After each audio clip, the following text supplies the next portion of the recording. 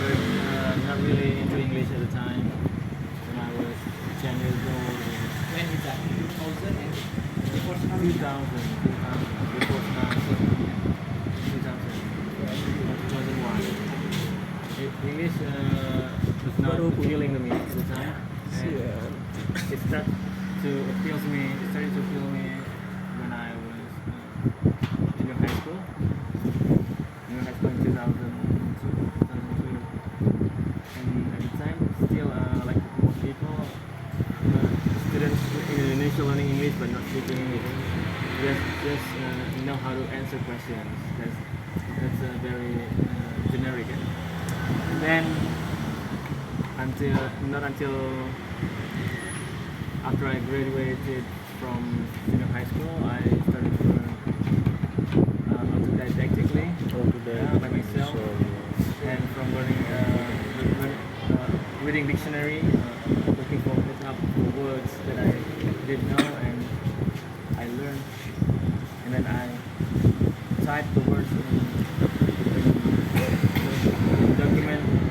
a document software, document editing Stories. software.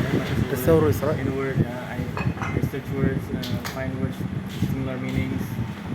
Thesaurus, exactly.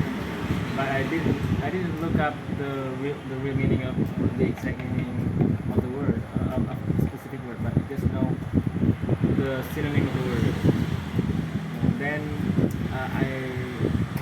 in around 2011, I started to listen to English.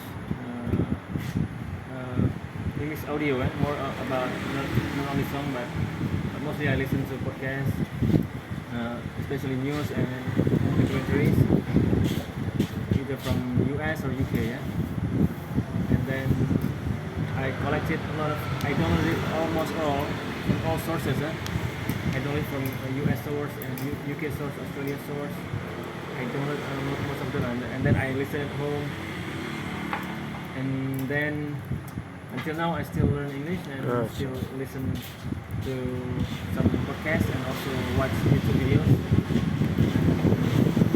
Sometimes when I didn't know what the native speakers say, when sometimes the native speakers speak quite fast, and then I turn on caption, post caption, and then I rewind the playback, and then look up or listen again to the word that he said, and then I turn off again the caption. I think English, the most stumbling block for me in English is that I learn step by step, not because I don't really know how to learn English instantaneously, but to learn it step by step, little by little, not hoping to like most people nowadays want to get something instantly, like they want a fast smartphone, and then something they want to get very fast. They don't want process. If you know the process, you will become fluent in English.